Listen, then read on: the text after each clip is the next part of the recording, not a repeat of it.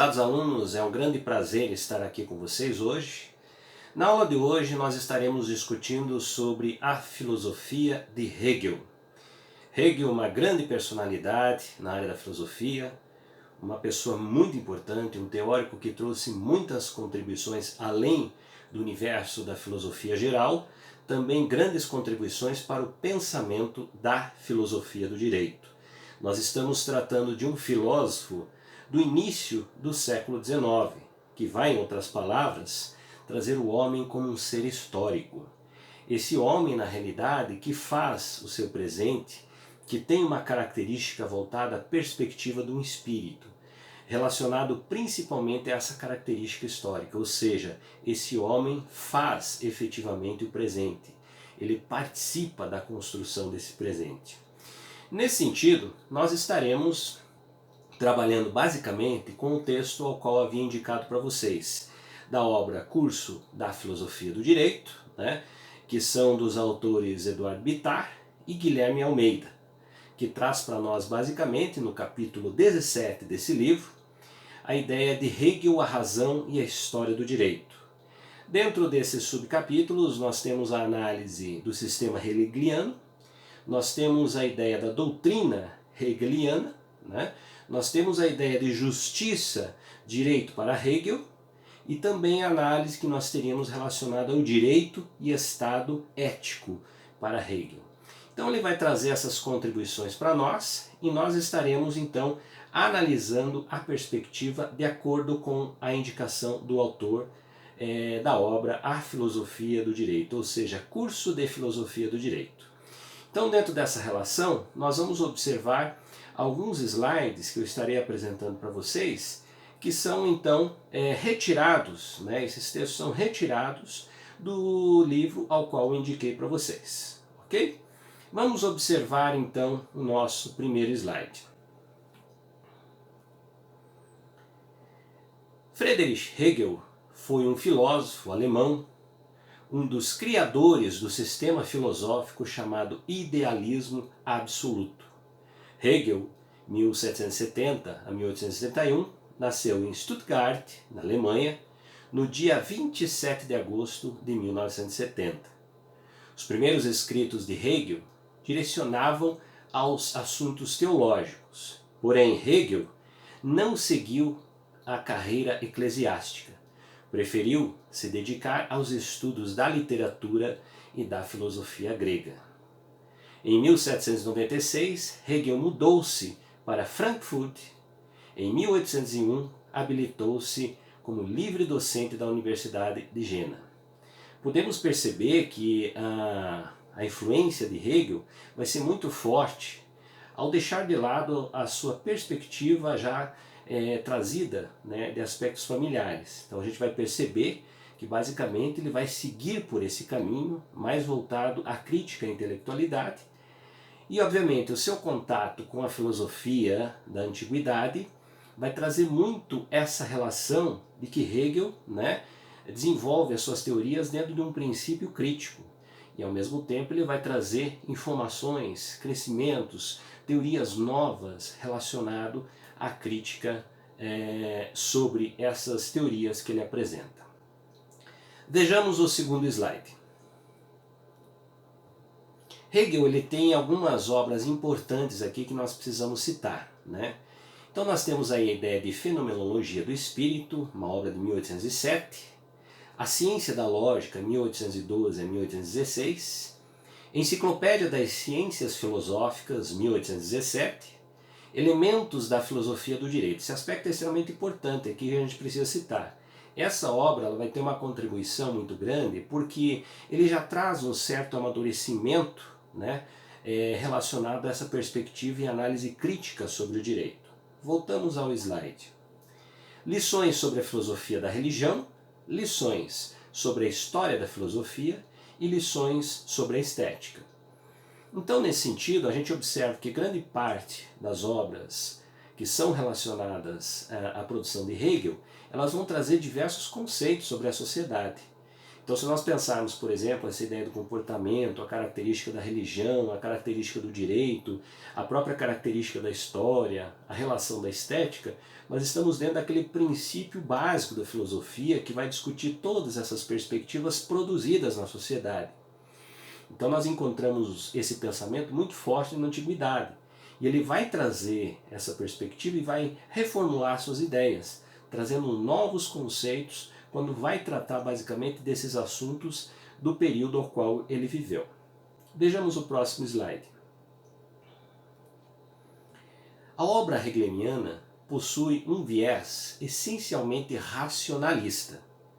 Dizer que há um racionalismo de caráter idealista no pensamento hegeliano significa dizer que toda a teoria do conhecimento vem marcada pela ideia de que a realidade mora na racionalidade, ou de que o sujeito é o construtor da realidade, das coisas, da idealidade, da razão.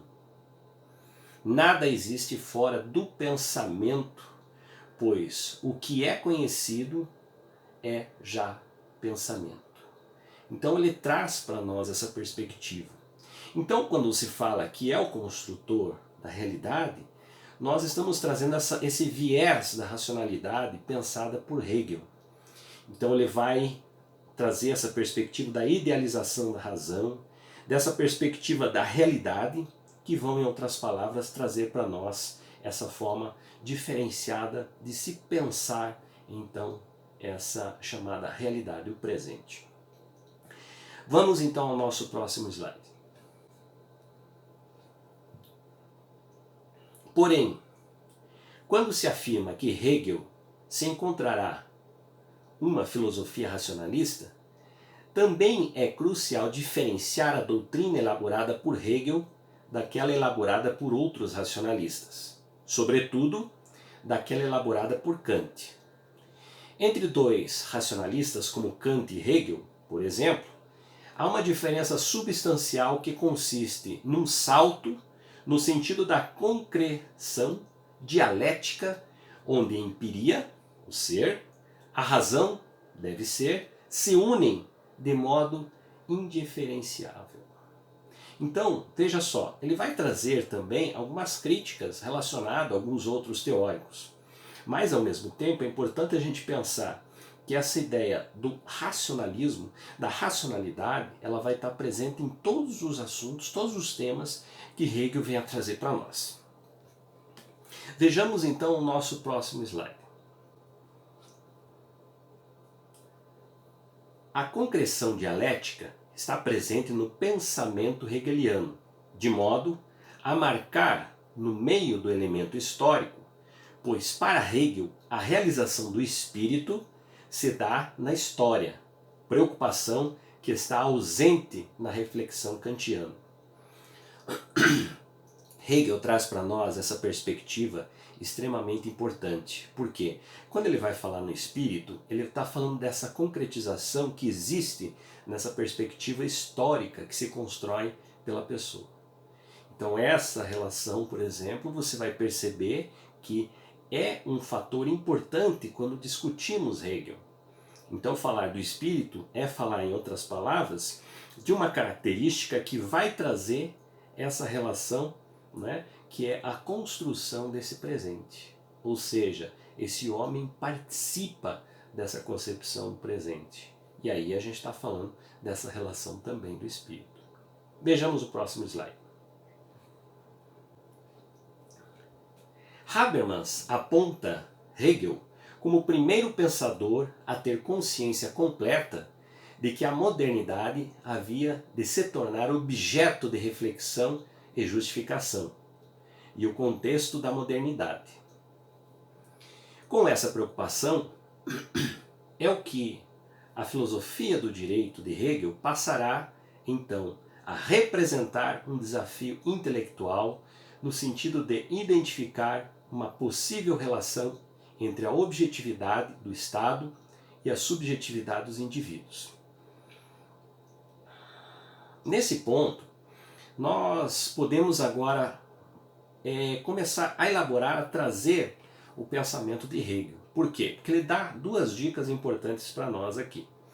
Quando ele fala na objetividade do Estado, ele está falando dentro de um princípio normativo, e quando você fala na subjetividade do indivíduo, a partir daí a gente começa a pensar então como essa relação vai acontecer. Então nós estamos aí dentro de um ponto muito importante no pensamento de Hegel, quando ele vai trazer para nós essa perspectiva, ou seja, como eu vou tratar essas duas temáticas, que em outras palavras elas são diferentes, elas vão por caminhos diferentes, mas ao mesmo tempo elas estão dentro de um mesmo universo, que é o universo, por exemplo, social, universo em que as pessoas estão presentes e o Estado também está presente.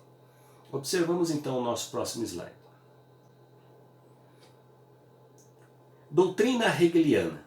O idealismo racional hegeliano vem bem expresso na seguinte frase extraída da introdução aos lineamentos da filosofia do direito, a saber, o que é real é racional e o que é racional é real.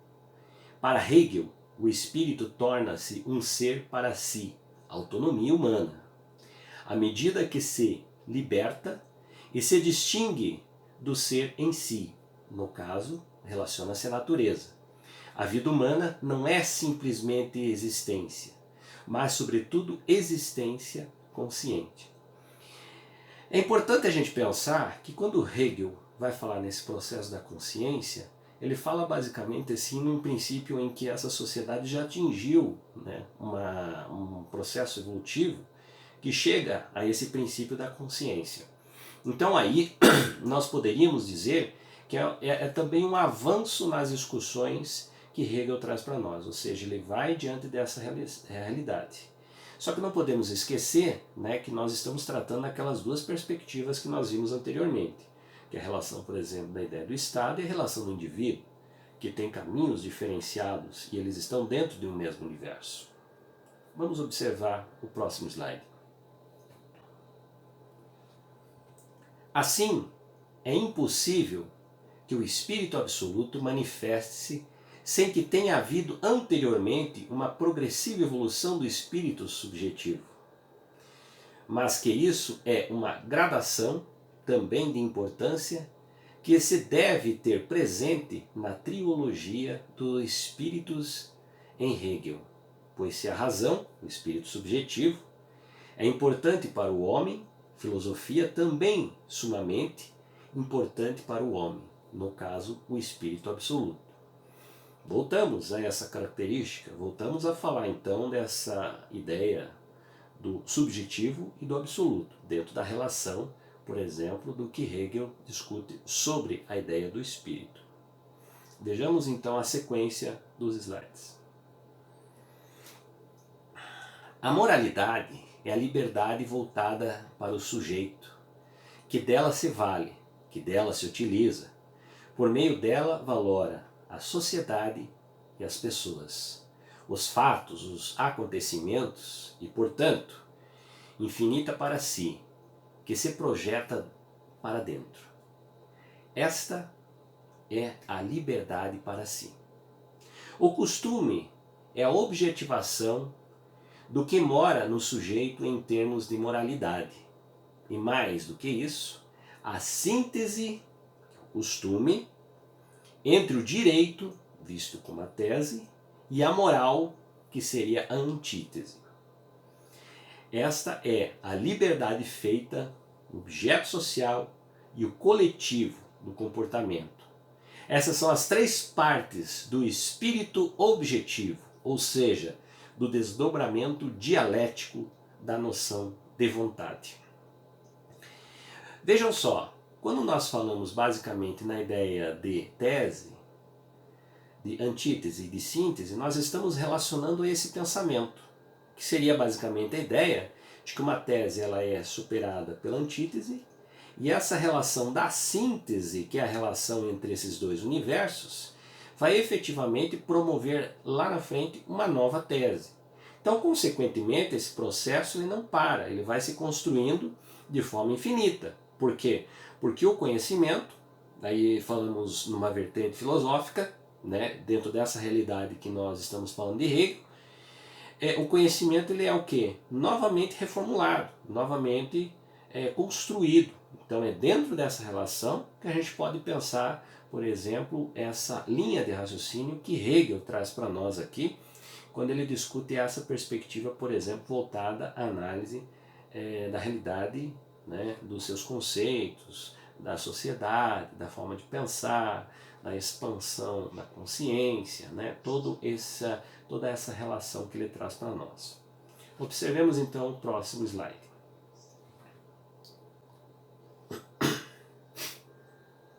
Justiça e direito para Hegel. A filosofia do direito aparece como forma de manifestação da lógica, porque na lógica está contida toda a liberdade dos conceitos. Na plenitude dessa abstração está contida a ideia de igualdade das pessoas. Em seu sentido pleno, é no conceito de direito que deve-se deter toda a especulação jurídica, pois se esse conceito existe, e se sua existência é racional, o que é racional é real, o que é real é racional, é lógica, ali reside toda a liberdade do espírito, enquanto agente da realidade exterior. Pensemos então, nesse sentido, o pensamento que traz para nós sobre a relação da lógica é essa plenitude que posteriormente ele fala sobre a relação da abstração, da igualdade das pessoas. Então nós estamos diante o quê? De uma perspectiva voltada ao pensamento do direito. Então o processo da igualdade. Agora pensemos o seguinte, nós estamos dentro de uma realidade onde a objetividade ela tramita e ela se relaciona com a subjetividade.